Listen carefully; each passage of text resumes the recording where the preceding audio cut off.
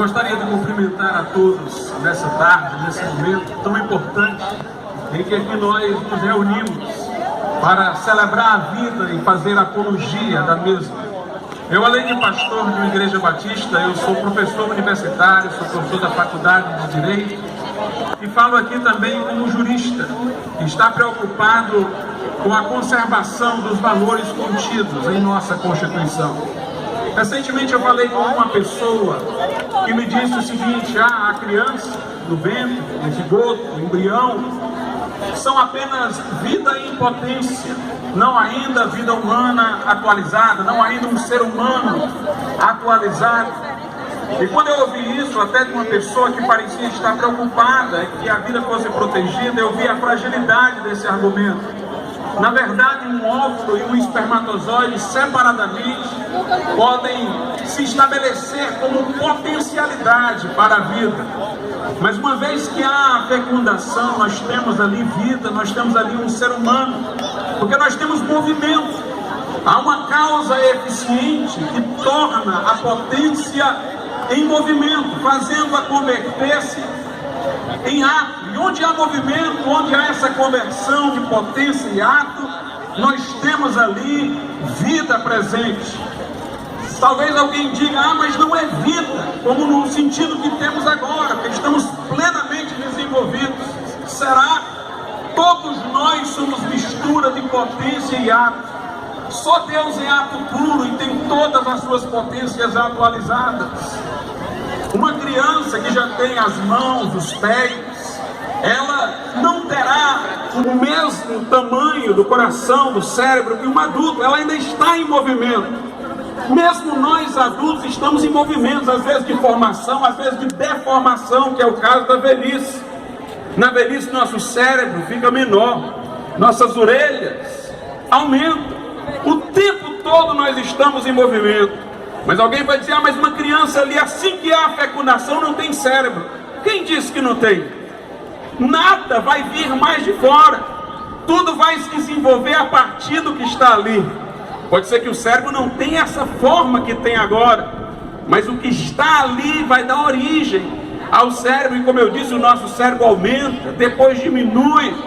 Então todos os que estão lá como embrião, como zigoto, no ventre de uma mãe, são pessoas humanas. Em algum estágio dessa conversão de potência e ato, desse movimento, como todos nós continuamos nesse estágio a vida toda.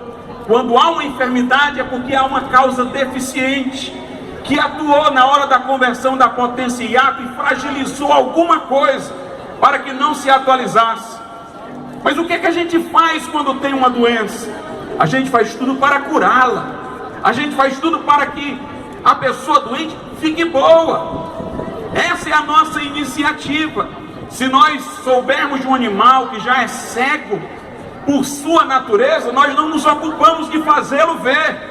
Mas se é um ser humano que nasceu cego, nós vamos atrás de descobrir qual é a cirurgia capaz de melhorá-lo.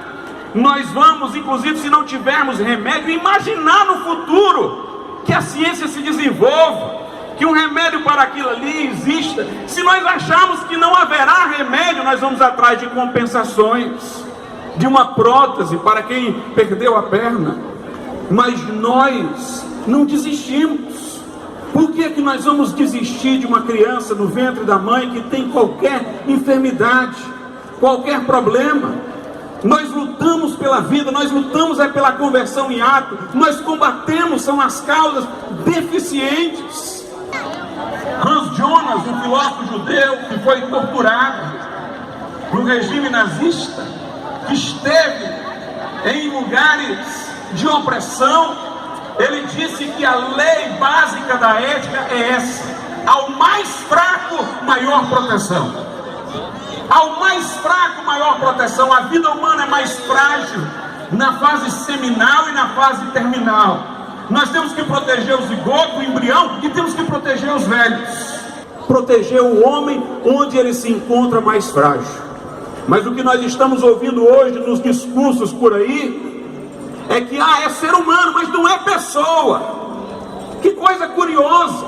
Essas pessoas se pretendem tão científicas Mas na hora que não conseguem negar que um óvulo fecundado é um ser humano, eles vão apelar para um conceito filosófico, um conceito de pessoa, e dizer que não é uma pessoa. O conceito de pessoa deve ser tido como um conceito objetivo. Boécio dizia que a natureza humana é individualizada. Se ali é um ser humano individualizado, é uma pessoa.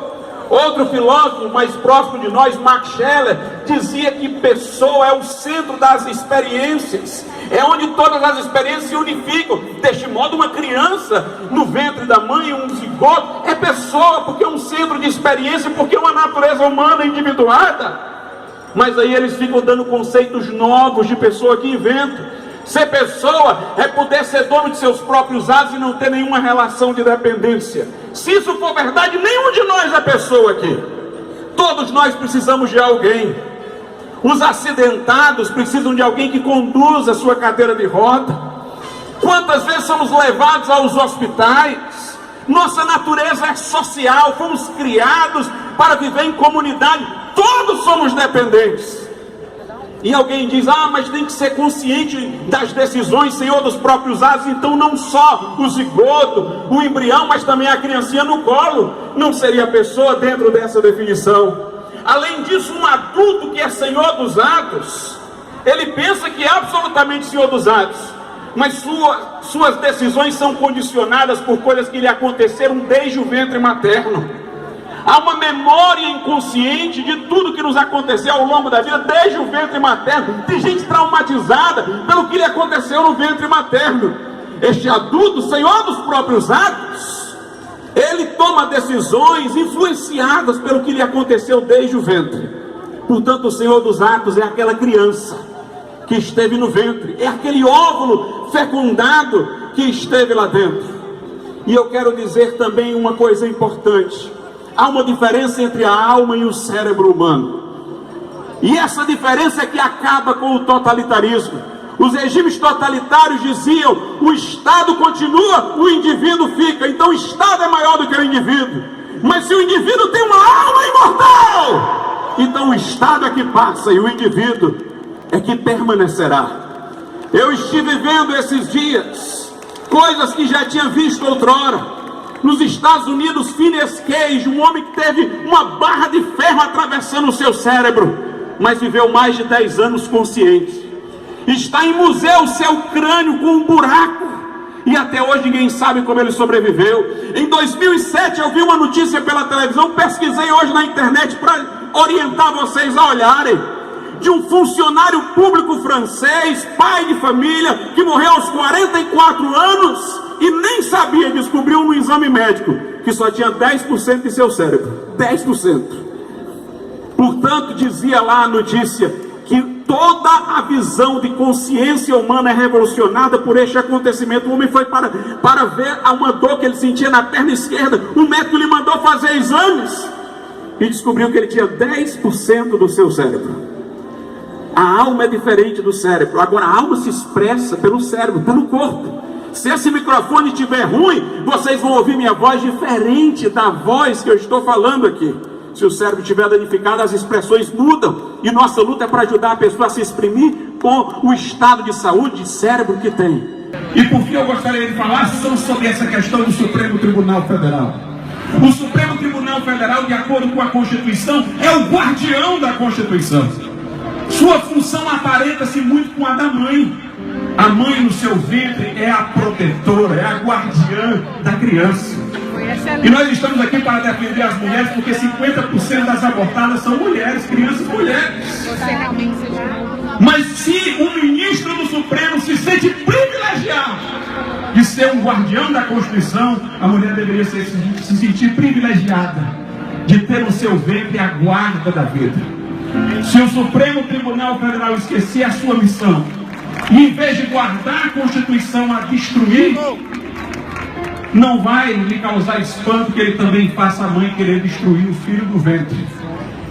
O que está em jogo não é só a vida humana, são todas as instituições. Se o Supremo não guardar a Constituição, como a mulher deve guardar o seu filho no ventre, ele está destruindo instituições que jurou proteger.